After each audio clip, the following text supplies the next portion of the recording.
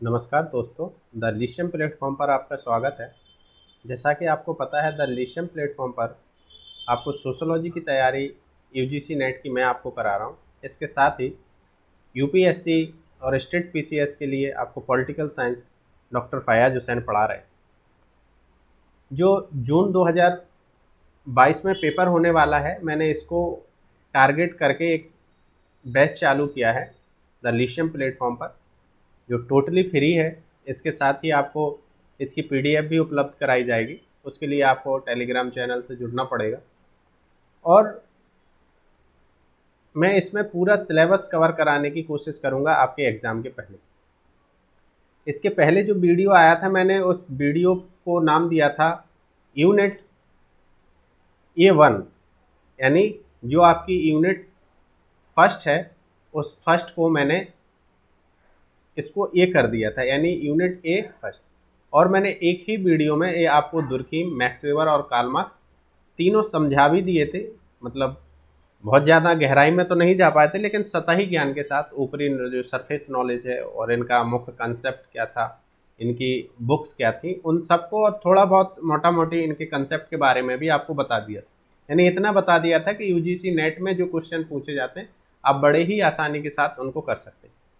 आज जो हम वीडियो लेकर आए हैं आपके सामने, जो आज का जो लेक्चर है हमारा, वो यूनिट फर्स्ट बी के नाम से है। यानी जो हमारी यूनिट है उसका जो बी पार्ट है, इसमें जो स्ट्रक्चरल फंक्शनलिज्म जो थ्योरीज हैं, हम उसके बारे में समझने का प्रयास करेंगे कि इन जो सिद्धांत हैं, इसमें जो सिद्धांतकार हैं उनके महत्वपूर्ण किताबें, बुक्स कौन सी हैं, इसके साथ ही उनकी अवधारणाएं क्या हैं।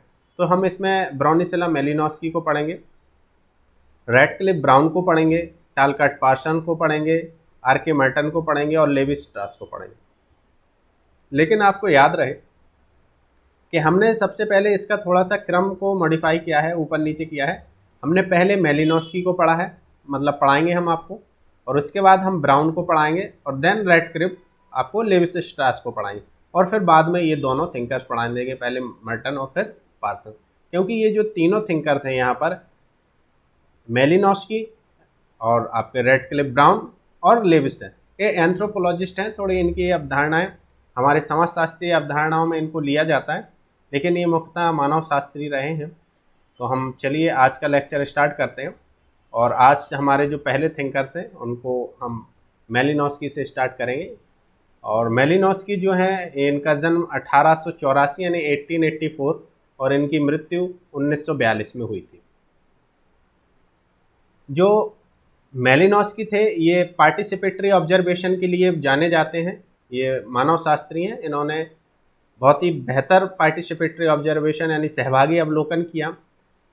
और इन्होंने पापुआ जो न्यू गिनी द्वीप है, इस पर इन्होंने सहभागी अवलोकन के द्वारा संस्कृति के संदर्भ में प्रकारवाद को समझाने का प्रयास किया। जो ट्रेवियांडा द्वीप है, इस पर भी इन्होंने पार्टिसिपेटरी ऑब्जर्वेशन किया, यानी एथनोग्राफिकल स्टडी की, और उसके आधार पर कुछ निष्कर्ष निकाले। इनके हम आगे कॉन्सेप्ट हैं, उस पर इन्होंने क्या बताया है प्रकारवाद के बारे में, कैसे प्रकारवाद के साथ संस्कृति को जोड़ते हैं, हम उसको समझने का प्रयास करें। इनकी कुछ महत्वपूर्ण पुस्तकें हैं। ये सारी पुस्तकें किसी न किसी क्वेश्चन में यूजीसी में आ ही चुकी हैं, इसलिए हम यहाँ पर जिस पर आईएमपी लिखें वो बहुत ही ज़्यादा महत्वपूर्ण है, और जिस महत्वपूर्ण सारी हैं लेकिन जिस पर मैं आईएमपी लिख रहा हूँ वो ज़्यादा महत्वपूर्ण हो जाती है। इनकी जो पुस्तकें हैं, the family among the Australian aborigine, ये क्वेश्चन ये आ चुकी है। और इस पुस्तक को ब्राउन ने अंग्रेजी का, जो रेडक्लिफ ब्राउन है, उन्होंने अंग्रेजी की सर्वश्रेष्ठ पुस्तक मानी है। कौन सी पुस्तक था? The family among the Australian aborigine. आगे जो इनकी एक और महत्वपूर्ण पुस्तक है, argonauts of the western Pacific. तो आपको इसको भी बस याद करके रखना है, बार बार पढ़ना है। ये पुस्तकें सीधी पूछ ली जाती हैं मेलिनोस्की की। Crime and custom in savage society. अब आप यहाँ पर थोड़ा सा गौर कीजिए, इनकी 3 बुक ऐसी हैं जहाँ पर savage society, savage society, savage society और सेवेज। जब भी सेवेज के बारे में आए तो आप, अगर क्वेश्चन नहीं आपको दिमाग में आ रही है कोई बुक, तो यहाँ से आप कोरिलेट करके वहाँ पर लगा सकते हैं। अगली महत्वपूर्ण इनकी पुस्तक है crime and custom in savage society.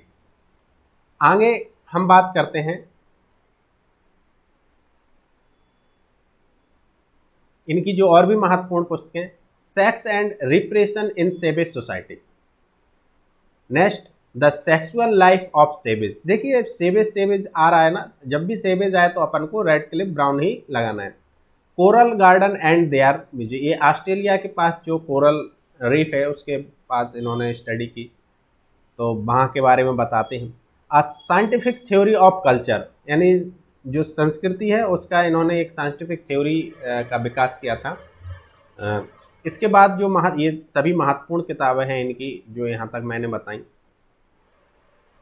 Freedom and civilisation, the dynamics of culture change, the dynamic of culture change, ये भी महत्वपूर्ण बुक है।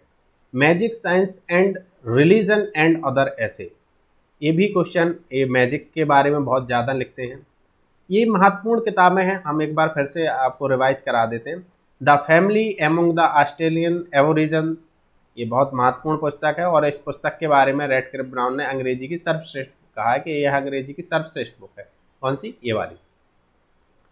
Argonauts of the western Pacific, ये इनकी अगली महत्वपूर्ण पुस्तक है।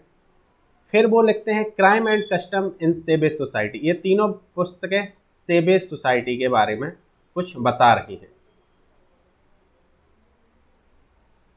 फिर sex and repression in savage society, the sexual life of savage society, coral garden and their magic, a scientific theory of culture, freedom and civilisation, the dynamic of culture change, magic science and their magic science and reason and other ऐसे।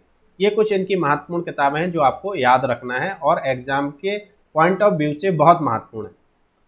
इसके साथ जब हम इनकी अवधारणाओं की बात करते हैं तो ये फंक्शन की अवधारणा यानी प्रकारवाद को देते हैं।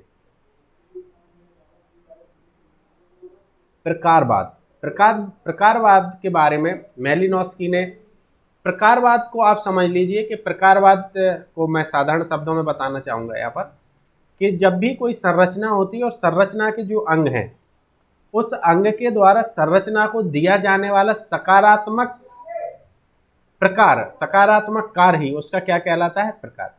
या हम ऐसे कहें कि कोई एक संरचना है और संरचना के बहुत अंग हैं और किसी एक अंग के द्वारा संपूर्ण संरचना को दिया जाने वाला योगदान ही उसका प्रकार है। फिर से समझने की कोशिश कीजिए कि प्रकार क्या है। एक संरचना, किसी एक संरचना की एक इकाई के द्वारा संपूर्ण संरचना को दिया जाने वाला योगदान ही उसका प्रकार है।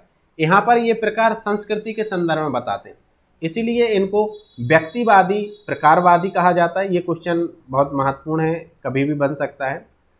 इन्हें सांस्कृतिक प्रकारवादी भी कहा जाता है क्योंकि ये संस्कृति के माध्यम से प्रकारवाद को समझाते हैं। जैव सांस्कृतिक प्रकारवादी भी आपको मेलिनोस्की को कहा जाता है।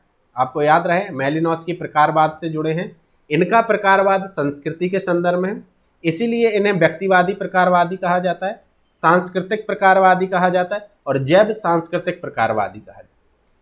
मैं यहाँ पर बहुत ज़्यादा डीप में नहीं जा सकता हूँ क्योंकि हमें 5 थिंकर्स को एक ही वीडियो में कवर करना है, तो केवल हम उनकी अवधारणाओं को बता रहे हैं। एक जगह मैंने उन्हें कलेक्ट किया है ताकि आपको मेहनत ना करना पड़े और यहाँ से आपको एक अच्छा मटेरियल मिल सके। जब मैं मेलिनोस्की पे अलग से वीडियो बनाऊँगा तो आप उस पर जाके देख सकते हैं और वो वीडियो ही लगभग 40-45 मिनट होगा जिसमें सारे कॉन्सेप्ट, जैसे कुला रंग क्या है तो कुला रंग पे ही 10 से 15-20 मिनट में समझाया जा सकता है। ये बहुत बड़ी थ्योरी है, हम यहाँ पर समझाएंगे तो दिक्कत। ये कुला रंग के बारे में बताते हैं कि जनजातियों में एक प्रकार का ये एक्सचेंज सिस्टम होता है, कोई किसी को बाजूबंद देता है, कोई किसी को गले का हार देता है और ये एक प्रकार से क्या बनता है, उनके यहाँ पर विनिमय का सिस्टम पाया जाता है जिसे हम कुला विनिमय कहते हैं, कुला विनिमय। आगे वो कहते हैं, इनकी ये बहुत महत्वपूर्ण अवधारणा है, theory basic needs theory, the basic need theory.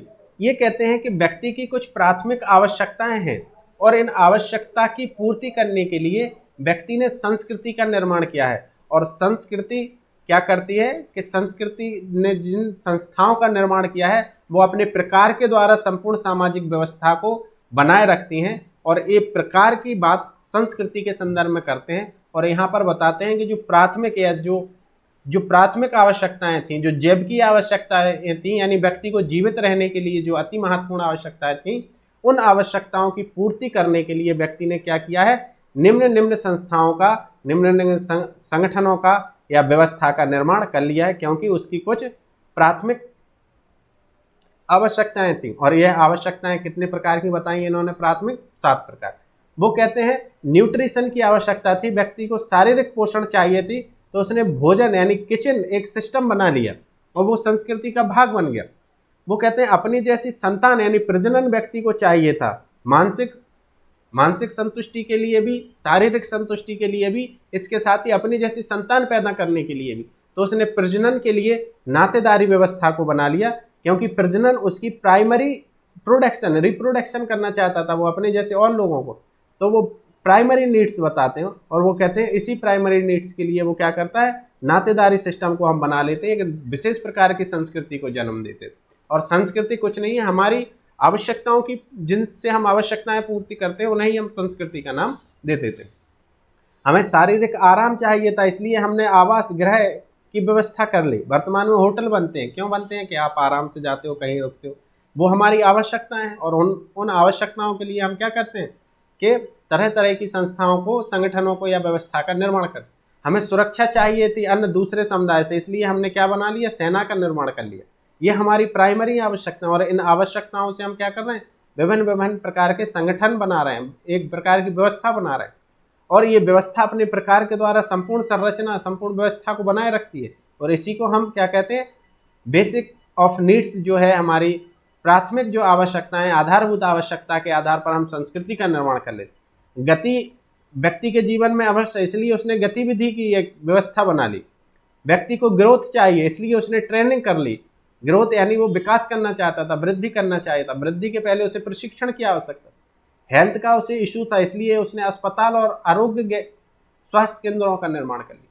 तो यहाँ पर समझने की बात है, ये है कि मेलिनोस्की बताते हैं कि जो प्रकारवाद है या जो संस्कृति है, संस्कृति का निर्माण आपने अपनी प्राथमिक आवश्यकताओं की पूर्ति के लिए किया है। आपकी कुछ बेसिक नीड्स थी और इन बेसिक नीड्स को पूरा करने के लिए आपने क्या किया, विभिन्न प्रकार की संस्थाएं को निर्माण कर लिया। आपने मैरिज सिस्टम को बना लिया, आपने किंसेस सिस्टम को बना लिया, आपने फैमिली सिस्टम को बना लिया, एजुकेशन सिस्टम, पॉलिटी सिस्टम, बहुत सारे सिस्टम हैं। आपने इकोनॉमिक सिस्टम का निर्माण कर लिया, क्योंकि ये सिस्टम कहीं ना कहीं आपकी आवश्यकताओं को पूरी करते हैं और ये समाज रूपी संस्था को बनाए रखते हैं। तो यहाँ पर ये बेसिक नीड्स के आधार पर संरचना की बात करते हैं कि व्यक्ति की कुछ प्राइमरी आवश्यकताएं और जिसकी पूर्ति के लिए वो है संस्कृति। लेकिन ये प्राइमरी आवश्यकताएं, प्राथमिक आवश्यकता के साथ सेकेंडरी नीड्स की भी बात करते हैं। और वो बताते हैं कि सेकेंडरी, जब आदमी इन 7 प्रकार की आवश्यकताओं को पूर्ति कर लेता है, तो फिर वो इनसे व्युत्पन्न या साधक जो आवश्यकताएं हैं, उन आवश्यकताओं को बताते हैं। राजनीति की आवश्यकता, आर्थिक व्यवस्था, शिक्षा व्यवस्था और कानून व्यवस्था। फिर वो कहते हैं इन सब के बाद एक प्रकार की और आवश्यकता होती है व्यक्ति की, और वो दिमागी रूप से आदमी को नैतिक रूप से एकीकरण या संतुष्ट करने वाली आवश्यकताएं होती हैं। और इसमें उन्होंने ज्ञान को रखा, नॉलेज, मैजिक, प्ले एंड खेल, आपका जो रिलीजन था, जो मैजिक था, जो नॉलेज था, और खेल और करुणा, इनको क्या रखा उन्होंने, समन्वयकारी आवश्यकता के रूप में शामिल। मैं यहाँ पर बता रहा हूँ आपको कि Malinowski white and black magic के बारे में भी बात करते हैं, काला और सफ़ेद जादू।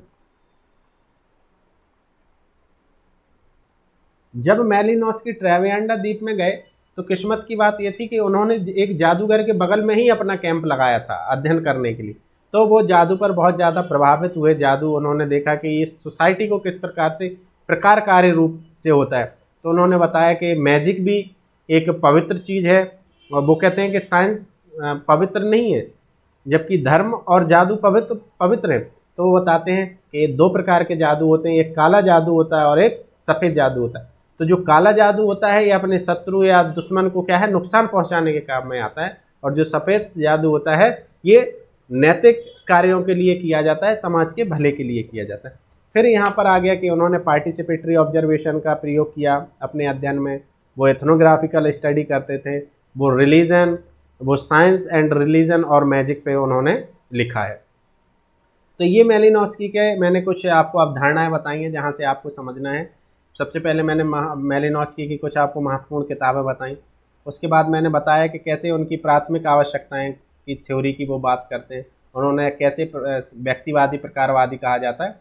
तो यहाँ से आपको ये सब देख लेना है, नोट्स बना लेना है, या इसकी PDF आप हमारे टेलीग्राम चैनल से जुड़कर भी प्राप्त कर सकते हैं। इसके बाद जिस थिंकर्स का नाम आता है वो है रैडक्लिफ ब्राउन।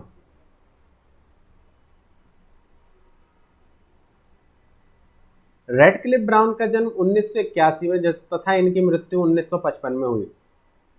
इनकी कुछ महत्वपूर्ण पुस्तकें हैं social organisation of Australian tribe, ये अंडमान द्वीप में भी अध्ययन करने आए थे, या अंडमान आइसलैंड, ठीक है, अपने भारत में भी आए थे।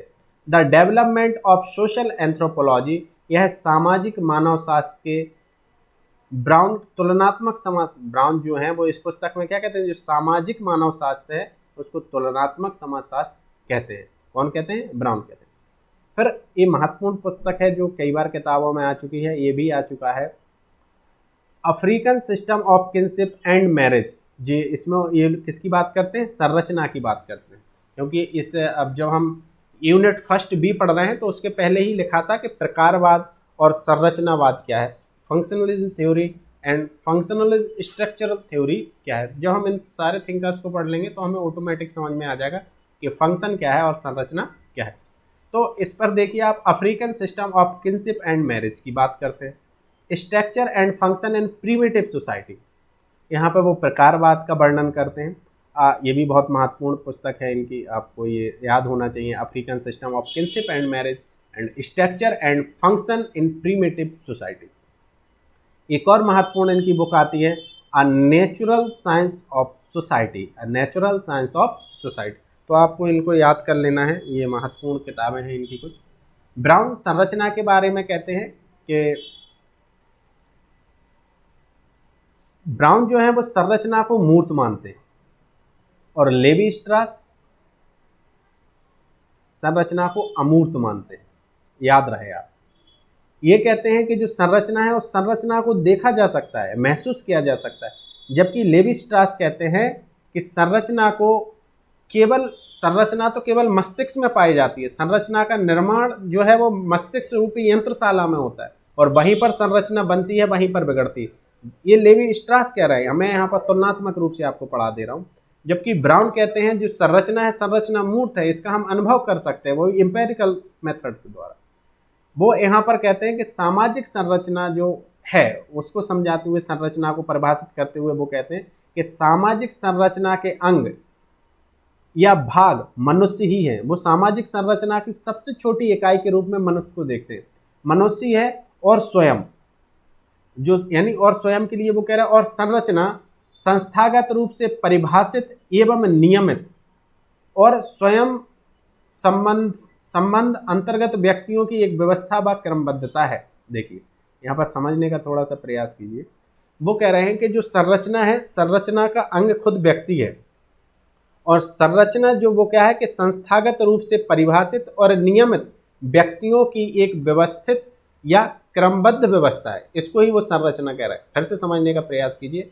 ब्राउन संरचना को मूर्त मान रहे हैं कि संरचना जो है वो उसको हम देख सकते हैं, महसूस कर सकते हैं, और संरचना में क्या है कि संरचना की सबसे छोटी इकाई व्यक्ति है, संरचना के अंग के रूप में वो व्यक्ति को मानते हैं, और संरचना स्वयं संस्थागत रूप से परिभाषित नियमित है तथा व्यक्तियों की एक व्यवस्थित व क्रमबद्ध व्यवस्था है, तथा व्यक्तियों की एक व्यवस्थित व क्रमबद्ध व्यवस्था है। तो यहाँ से आपको समझ में आ गया होगा, मैंने कई बार बताने का प्रयास किया संरचना ब्राउन का। फिर वो ब्राउन कहते हैं कि संरचना साहब दो प्रकार की होती हैं, एक वास्तविक संरचना होती है और एक सामान्य संरचना होती है। कह रहे हैं जो वास्तविक संरचना होती है अस्थायी होती है और परिवर्तन इसी में होता है, ये व्यक्तियों से मिलकर बनी होती है, परिवर्तन इसी में होता है और यह अस्थायी।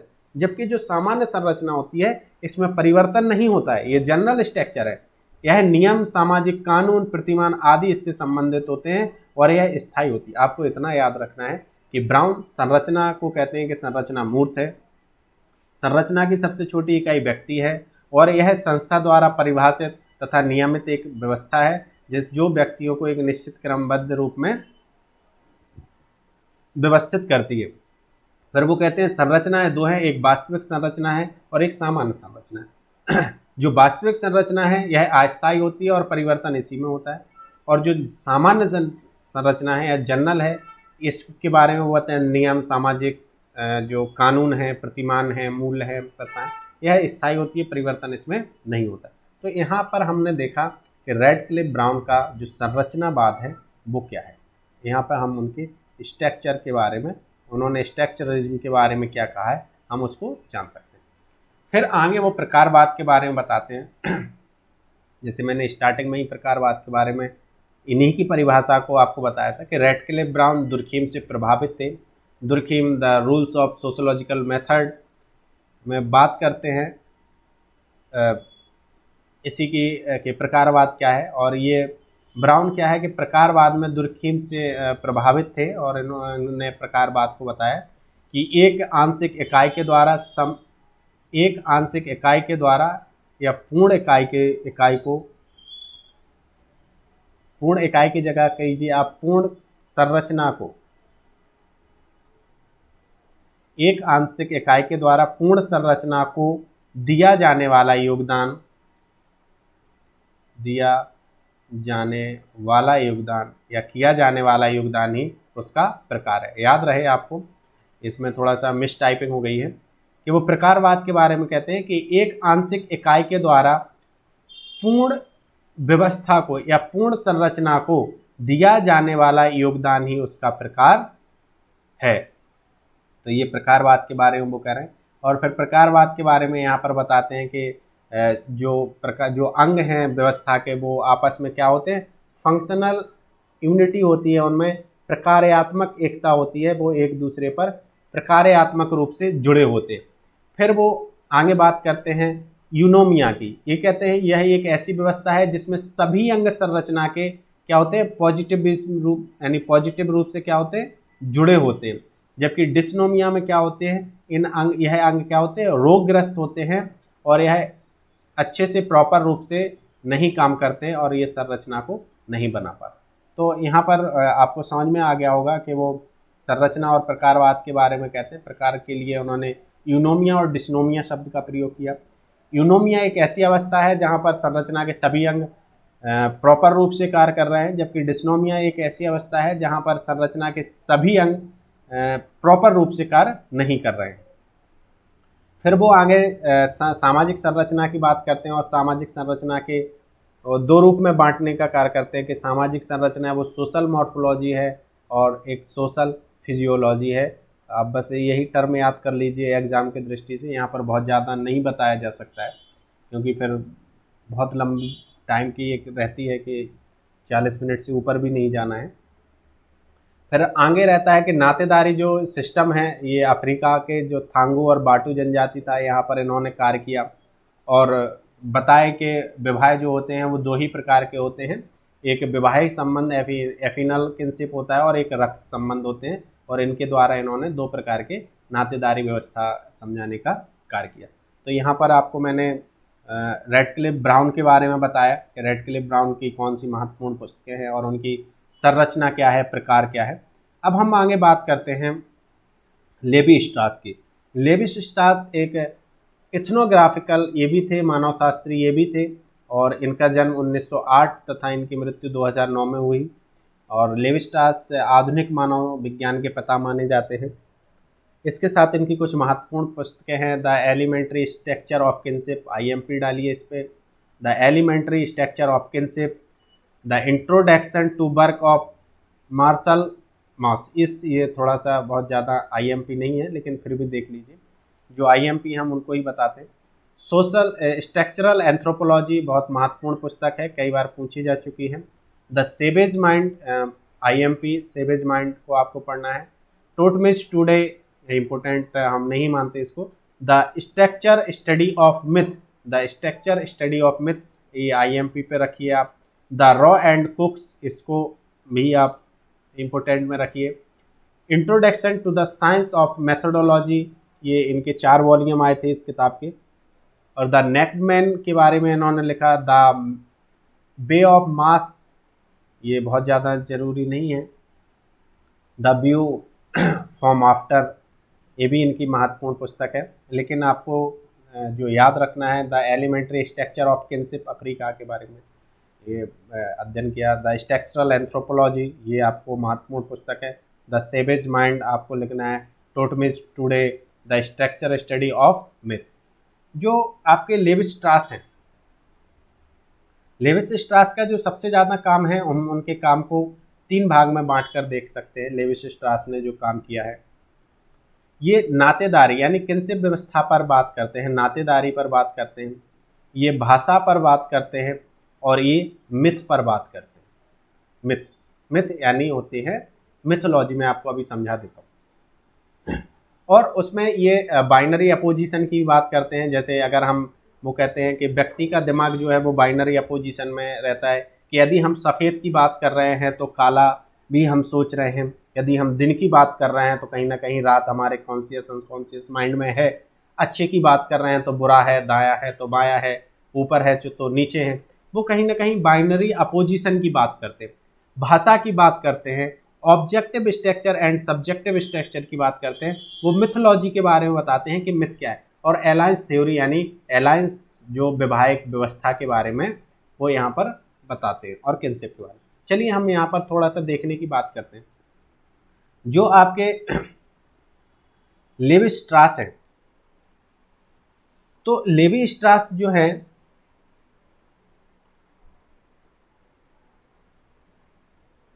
जो लेवी स्ट्रास है, ये संरचना की बात करते हैं, यानी स्ट्रक्चर की बात करते हैं, इस संरचना की बात करते हैं। और इनकी जो संरचना है वो अमूर्त है। जो पहले वाले थे वो क्या मान रहे थे, संरचना को मूर्त, और ये क्या मानते हैं, ये मानते हैं संरचना को अमूर्त। कहते हैं जो संरचना है लेवी स्ट्रास, ये तो मनुष्य के मस्तिष्क में बनती है और मस्तिष्क में ही बिगड़ जाती है। संरचना को महसूस नहीं किया जाता है, लेकिन संरचना के कुछ तत्व बता देते हैं, आवश्यक तत्व बता देते हैं। वो कहते हैं कि जैसे भाषा है, भाषा को जब हम पढ़ते हैं तो भाषा भी एक बहुत अच्छे प्रकार की संरचना है। भाषा के जब हम ग्रामर में जाते हैं तो वही भाषा की ग्रामर हम हिंदी में प्रयोग करते हैं, वही इंग्लिश में करते हैं, वही अरबी और अन्य भाषाओं में प्रयोग करते हैं। तो कहते हैं कि संरचना बाहर क्या है वो महत्वपूर्ण नहीं है, लेकिन इस बाहरी संरचना के पीछे की संरचना क्या है हमें उसको समझ लेना आवश्यक है, उसको समझ लेना महत्वपूर्ण है। तो ये संरचना की बात करते हैं। और कहते हैं संरचना अमूर्त है, इस संरचना का निर्माण व्यक्ति के मस्तिष्क में होता है। कहते हैं संस्कृति भी तो एक प्रकार की संरचना है। संस्कृति कहाँ बनती है, व्यक्ति के मस्तिष्क में बनती है। कोई दिखने वाली चीज़ है क्या, अनुभव करने वाली चीज़ है? नहीं, ये तो अमूर्त चीज़ है, इसको तो देखा जा सकता है। और ये नातेदारी के लिए बताते हैं कि नातेदारी, अब यहाँ पर बहुत ज़्यादा डीप नहीं जाया जा सकता, फिर भी मैं बहुत ही सतही ज्ञान के साथ बता रहा हूँ कि ये नातेदारी को विनिमय एक्सचेंज के आधार पर बताते हैं कि जब एक दूसरे से एक्सचेंज हुआ, किसी की बहन किसी की पत्नी, किसी की पत्नी किसी की बहन बनी, तो कह रहे हैं नातेदारी व्यवस्था आई, वो एक्सचेंज सिस्टम के कारण आई समाज में। तो यहाँ पर वो नातेदारी को एक विशेष प्रकार की संरचना के रूप में देखते हैं कि हर समाज में ऐसा ही हुआ। और फिर यहाँ पर वो साइबरनेटिक्स की बात करते हैं, मैंने यहाँ पर टर्म नहीं डाला है, साइबरनेटिक्स की बात करते हैं वो, ठीक है, वो साइबरनेटिक्स की बात करते हैं। इसके साथ ही वो कहते हैं कि जो नातेदारी व्यवस्था है इसमें इंसेंट टेबू पाया जाता है। यानी वो कहते हैं समाज 2 प्रकार के हैं, एक आधुनिक समाज है और एक परंपरागत समाज। जो परंपरागत समाज है उसमें सकारात्मक निषेध पाया जाता था, कि स्पष्ट था कि आप इनसे शादी नहीं कर सकते या इनसे विवाह नहीं कर सकते, बाकी किसी से भी कर लीजिए। जबकि जो आज का जो आधुनिक समाज है यहाँ पर नकारात्मक है। वो कहते हैं कि आप कुछ इंगित कर दिए जाते हैं कि इनको आप छोड़ो, बाकी सभी से शादी कर लो। तो वो वहाँ पर 2 प्रकार के बताते हैं, एक नकारात्मक और एक सकारात्मक रूप से नातेदारी की व्यवस्था को समझाने की बात करते हैं। कि आप किसी भी जब समूह में जाएंगे, स्ट्रक्चर में जाएंगे, तो वहाँ पर कुछ इंसेंट टेबू पाए जाते हैं, यानी निषेध, निकटाभिगमन निषेध पाया जाता है। और वो निकटाभिगमन निषेध ही संरचना है एक प्रकार की, कि कोई भी अपनी बहन से शादी नहीं करेगा, माता से शादी नहीं करेगा, या कुछ ऐसे संबंध हैं जिनसे शादी नहीं। कहते हैं ये संपूर्ण समाज, जहाँ भी समाज है, ये आपको पाया जाएगा। जो नहीं दिख रहा है यही संरचना है। फिर वो भाषा के संदर्भ में कहते हैं कि जो ग्रामर है हमारी वो सभी भाषाओं में समान ग्रामर है, जो जिसको हम नहीं देख रहे, ऊपरी भाषा तो अलग दिख रही है लेकिन उसके पीछे की ग्रामर तो सेम है। नातेदारी में आप देखिए किसी भी सोसाइटी में जाएंगे कि माँ के साथ शादी नहीं की जा सकती, बहन के साथ शादी नहीं की, कह रहे ये जो नेगेटिव है यही तो संरचना है, इसको ही तो हमें समझना है। फिर हम आगे एक बात वो और करते हैं, बहुत छोटी छोटी संरचनाओं पे बात करते हैं लेवी स्ट्रास। वो एक टेबल पर देखते हैं, वो कई जगह अध्ययन करते हैं कि कुछ लोग जब खाना खाते हैं तो वेस्टर्न में वो एक दूसरे के गिलास में शराब डालते हैं और अपनी शराब डालने के पहले दूसरे से पूछते, और ऐसा उन्होंने कई जगह देखा। तो बोले ये भी एक प्रकार की संरचना है। इसमें क्या हो रहा है कि व्यक्ति अपने से ज़्यादा दूसरे का ध्यान रख रहा है और उसे वो जोड़ने का काम कर रहा है। तो कह रहा है ये भी तो एक प्रकार की संरचना है, और ये कोई एक व्यक्ति नहीं कर रहा है, पूरा समुदाय कर रहा है, तो वहाँ भी वो संरचना। वो कहते हैं मिथोलॉजी, मिथ, वो कहते हैं संपूर्ण समाज में या हर प्रकार के समाज हो, भारतीय समाज हो या अमेरिकन समाज हो या यूरोपियन समाज हो, वो कह रहे हैं कि हर समाज में आप देखेंगे तो एक निश्चित प्रकार के मिथ पाए जाते हैं, और उन मिथ में एक निश्चित स्ट्रक्चर होता है, एक सेम स्ट्रक्चर होता है कि उसमें एक नेचुरल सुपर पावर मैन होगा जो सत्य के लिए लड़ेगा और जीवन भर संघर्ष करेगा और अंत में उसकी विजय होती है। कहते हैं यहाँ भगवान राम लड़े, भगवान श्री कृष्ण लड़े भारत में, वहाँ पे जीसस हुए, वहाँ पर मोहम्मद साहब ने असत्य के प्रति सत्य की लड़ाई लड़ी। तो यहाँ पर वो कह रहे हैं कि ये जो मिथ है, मिथ में हमेशा क्या होता है, कह रहे हैं हर आप उसमें देखेंगे रिलीजन में कि हमेशा एक जो सुपर पावर होती है, सुपर पावर या जो अच्छा व्यक्ति होता है उसकी विजय होती है। और वो कहते हैं यही प्रकार की जब हम छोटी छोटी चीज़ें देखेंगे तो ये संपूर्ण समाज में एक संरचना पाई जाती है, और उसी संरचना को हम कहते हैं, हम संरचना वो नहीं है जो दिख रही है, संरचना तो वो है जो हमें दिख नहीं रही है, जिसका अध्ययन करना चाहिए। संरचना मस्तिष्क में बनती है और मस्तिष्क में बिगड़ जाती है। थोड़ा सा लेवी स्ट्रास को समझना टिपिकल हो जाता है, हम यहाँ पर बहुत ज़्यादा इनको नहीं समझा सकते, बस इतना समझ लीजिए कि ये नातेदारी पर स्ट्रक्चर की बात करते हैं, ये भाषा पर स्ट्रक्चर की बात करते हैं, मिथ पर स्ट्रक्चर की बात करते हैं, अलायंस थ्योरी की बात करते हैं, बाइनरी अपोजिशन की बात करते हैं, और साइबरनेटिक्स इंसेंटिव निकटाभिगमन निषेध की बात करते हैं, और मिथ की बात करते हैं। बहुत ज़्यादा यहाँ पर लेवी स्ट्रास के बारे में चर्चा नहीं की जा सकती क्योंकि वीडियो बहुत लंबा। चलिए अब हम बात करेंगे आर.के. मर्टन पर, थोड़ा सा 1 मिनट का रेस्ट और उसके बाद हम बात करते हैं।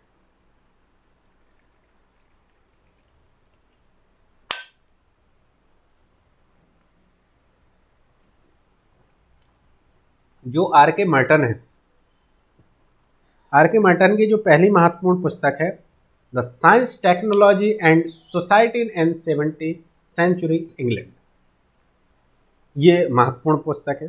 द फोकस्ड इंटरव्यू, ये भी महत्वपूर्ण पुस्तक है,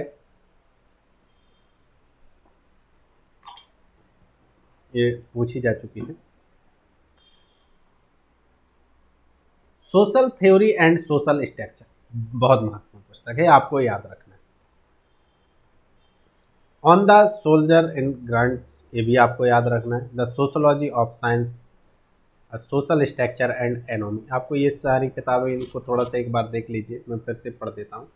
science technology and society in 17th century, focused interview, the science and the social theory of social structure IMP, contemporary social problem with Nisbet, आपको ये भी याद रखना है।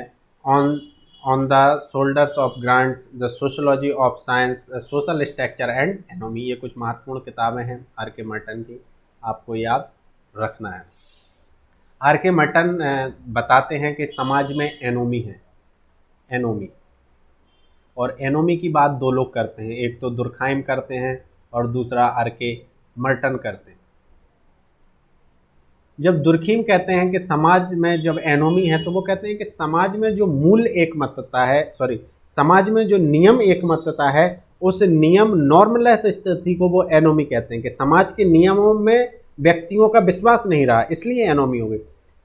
जबकि आर.के. मर्टन कहते हैं कि जो एनोमी है, वो विचलन है, वो इन दो चीज़ों के कारण है। जब सांस्कृतिक लक्ष्य और संस्थागत साधनों के मध्य तारतम्य तारतम्यता नहीं रही, अनुकूलन नहीं रहा, तब समाज में एनोमी आई।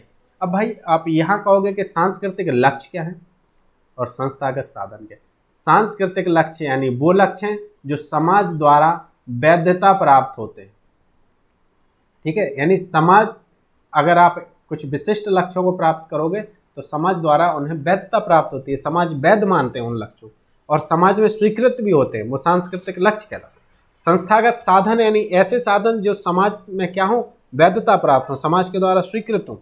और वो कहते हैं कि अगर जब इन दोनों में क्या है, जब संतुलन नहीं रहता, इन दोनों में तारतम्यता नहीं रहती, तब समाज में क्या होता है, एनोमी होता है। और उन्होंने फिर एनोमी के 5 प्रकार बताए हैं यहाँ पर कि अगर इंस्टीट्यूशन मीन यानी संस्थागत साधन और सांस्कृतिक लक्ष्य अगर दोनों प्लस हैं, समाज में दोनों की स्थिति अच्छी है, तो वहां पर अनुरूपता होगी, समाज में क्या होगा, बेहतर स्थिति होगी, अनुरूप समाज चल रहा होगा।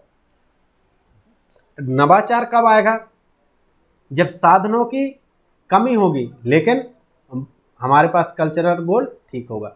संस्कारवाद कब आएगा, जब हमारे पास गोल नहीं होंगे जबकि हमारे पास इंस्टीट्यूशन। प्रत्यावर्तन कब आएगा, जब हमारे पास दोनों की कमी होगी। और आपका जो विद्रोहपन है, या तो इसमें दोनों एक साथ हो सकते हैं या दोनों एक साथ नहीं हो सकते, ये दोनों की स्थिति रहती है इसमें, या तो दोनों होंगे या दोनों नहीं होंगी। विद्रोह यानी एकाएक परिवर्तन, वो सांस्कृतिक लक्ष्य और संस्थागत साधन दोनों की कमी पाई जाती है। जो अनुरूपता है, अनुरूपता में हम देखेंगे कि सांस्कृतिक लक्ष्य भी है, संस्थागत साधन भी है। नवाचार में क्या होता है कि संस्थागत साधन कम है जबकि सांस्कृतिक लक्ष्य हमारे पास है। जबकि रिचुअलिज्म में क्या है कि हमारे पास मीन्स तो है लेकिन गोल्स में थोड़ा सा समाज क्या चाहता है कि गोल्स को और अच्छा करना चाहिए। खैर इसको आप थोड़ा सा समझ लीजिए, क्योंकि यहाँ पर अगर हम पूरा, जब आर.के. मार्टन को मैं पढ़ाऊँगा तो वहाँ पर बहुत अच्छे से आपको बता दिया जाएगा। बस यहाँ पर हम आपको एक इंट्रोडक्टरी के कभी मैचिंग के लिए कुछ आ जाए तो आप यहाँ से डायरेक्ट ले सकते हैं। आर.के. मार्टन यहाँ पर मिडिल रेंज थ्योरी की भी बात करते हैं। वो कहते हैं कि मिडिल रेंज थ्योरी जो है, हमें मिडिल रेंज थ्योरी के सिद्धांत बनाना चाहिए। हमें बहुत माइक्रो लेवल के समाजशास्त्र में सिद्धांत नहीं बनाए जाते, बहुत मैक्रो भी सोशोलॉजिकल थ्योरीज नहीं बनाई जाती।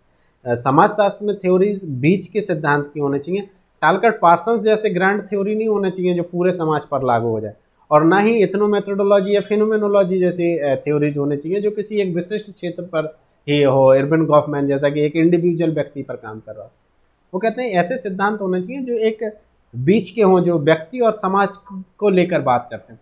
फिर वो सेल्फ फुलफिलिंग की भी बात करते हैं, स्वतः साधक आत्मसंतुष्टि की बात करते हैं, एम्पेरिकल अप्रोच की बात करते हैं। वो कहते हैं फंक्शन जो है वो प्रकार जो है, प्रकार 2 प्रकार के होते हैं, एक लेटेंट और एक मैनिफेस्ट, यानी एक प्रकट प्रकार होता है और एक अप्रकट प्रकार होता है। फिर वो यहाँ पर रेफरेंस ग्रुप की बात करते हैं, यानी संदर्भ समूह की बात करते हैं।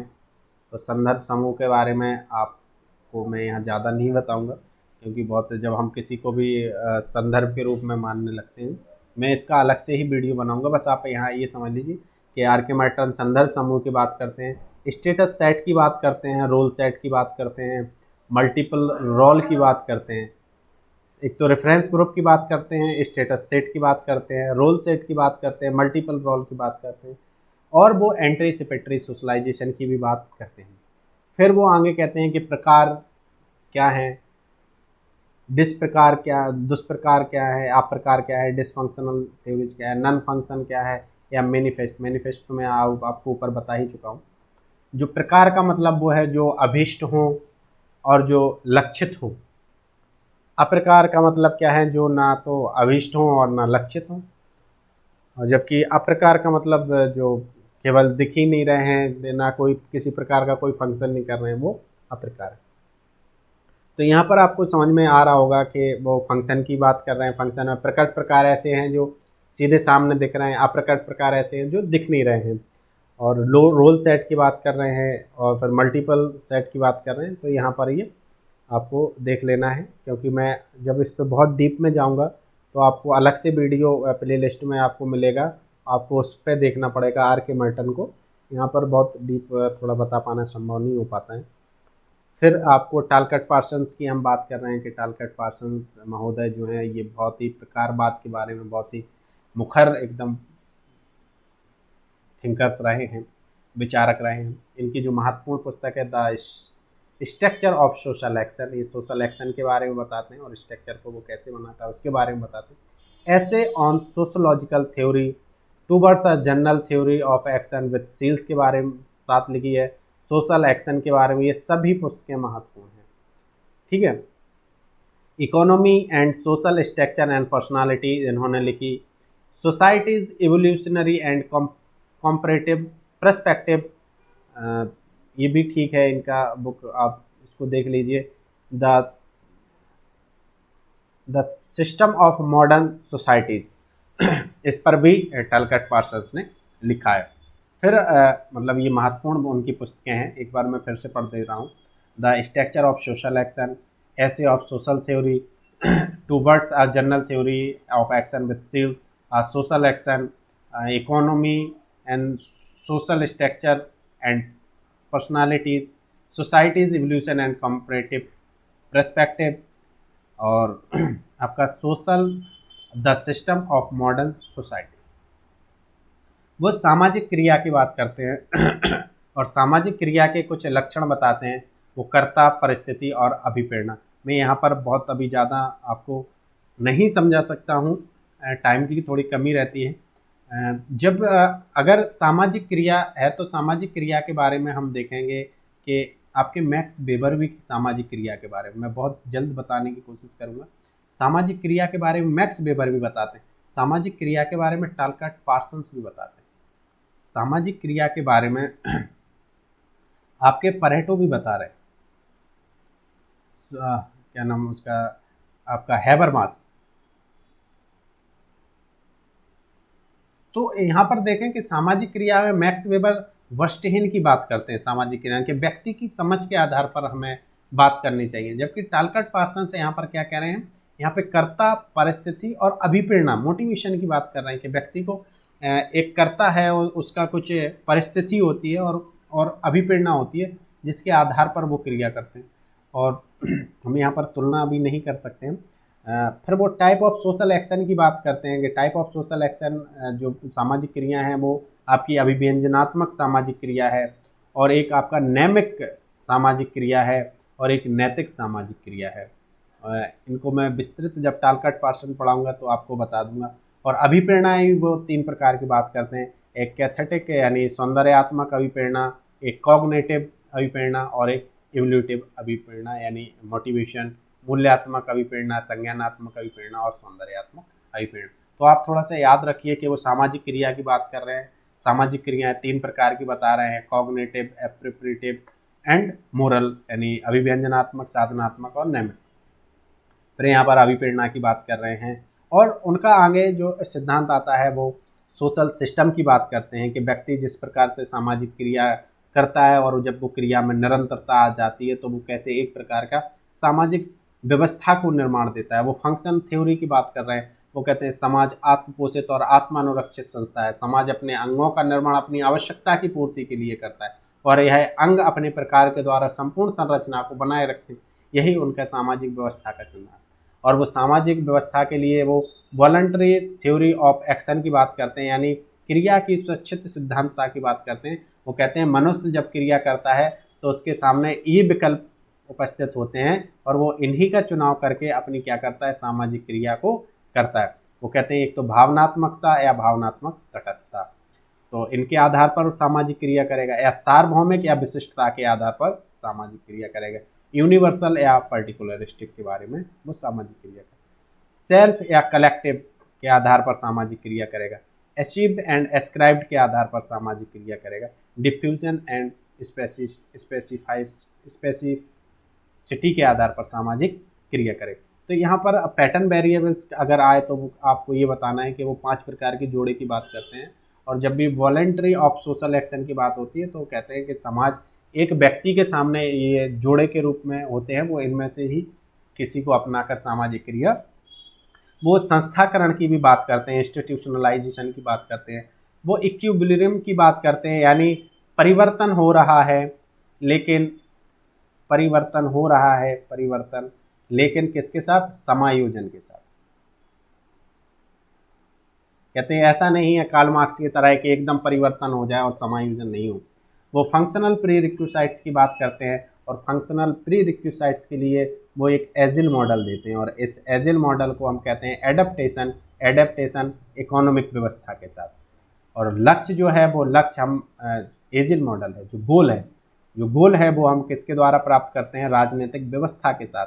इंटीग्रेशन जो है वो हम किसके साथ, जो इंटीग्रेशन है वो बताते हैं टालकट पार्सन्स के यह कार्य, जो इंटीग्रेशन का कार्य है ये धर्म और कानून करते हैं। इंटीग्रेशन का कार्य समाज में एक दूसरे को बांधने का कार्य समाज में। और फिर यहाँ पर एक और आता है उनका यथास्थिति, जो है ये परिवार में शिक्षा और जो समाज में जो परिवार और जो शिक्षा व्यवस्था है वो क्या करती है कि लेटेंसी को बनाए रखती है। यहाँ पर बहुत ज़्यादा डीप नहीं उतरा जा सकता है, थोड़ा समय का अभाव रहता है। टारगेटेड 5-6 थिंकर से एक वीडियो में पढ़ाना थोड़ा टिपिकल हो जाता है, क्योंकि बताने को अगर देखा जाए तो 40 मिनट तक केवल उनके एजिल मॉडल को ही समझा जा सकता है टालकट पार्सन। तो हम यहाँ पर बहुत ज़्यादा डीप में नहीं उतर सकते, केवल इतना ही कि उन्होंने क्या कहा है बस इतना जान सकते हैं इस टारगेटेड वीडियो में। तो हम देखें कि एजिल मॉडल की जब वो बात करते हैं तो वो एडेप्टेशन की बात कर रहे हैं और एडेप्टेशन में इकोनॉमिक सिस्टम की बात। जब हम लक्ष्य प्राप्ति की बात करते हैं, ये किसी भी व्यवस्था को बनाए रखने के पूर्व के लिए जैसे मैं यहाँ पढ़ा रहा हूँ तो हमारी प्री रिक्विसाइट्स है, यानी पहले की आवश्यकताएं हैं कि एक लैपटॉप होना चाहिए, पेन टैब होना चाहिए, mic, mouse and light, laptop charge होना चाहिए, ये सब व्यवस्थाएं होना चाहिए तब हम पढ़ा सकते हैं। ऐसे ही किसी भी सिस्टम या समाज को जीवित रहने के लिए आवश्यक है कि वहां पर अनुकूलन हो। अनुकूलन किसके साथ? अर्थव्यवस्था के साथ, पर्यावरण के साथ। वहां पर लक्ष्य को प्राप्त करने के साथ पॉलिटिकल सिस्टम इंटीग्रेशन हो, धर्म और कानून के द्वारा इंटीग्रेट हो, लोगों को ये जोड़ने का कार्य करती हैं। ये चीज़ें अच्छी होनी चाहिए समाज में।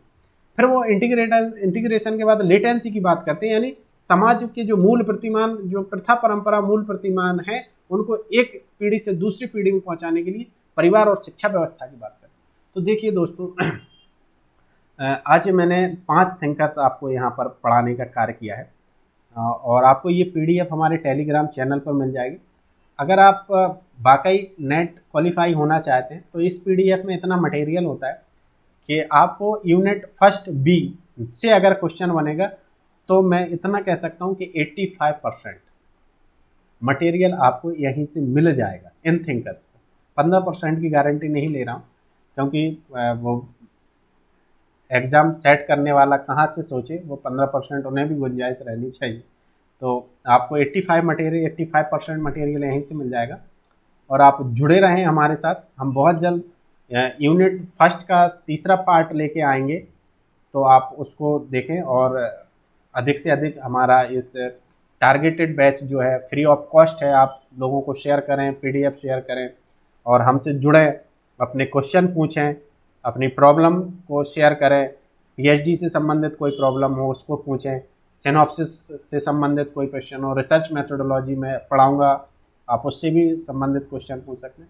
आप जुड़ें और लगकर अपनी तैयारी करें। और जून में जो UGC नेट का एग्ज़ाम है, इसमें आप सिर्फ नेट ही क्वालिफाई नहीं करें, मैं उम्मीद रखता हूं कि आप मेरे साथ जुड़ें और एक बेहतर तैयारी करें।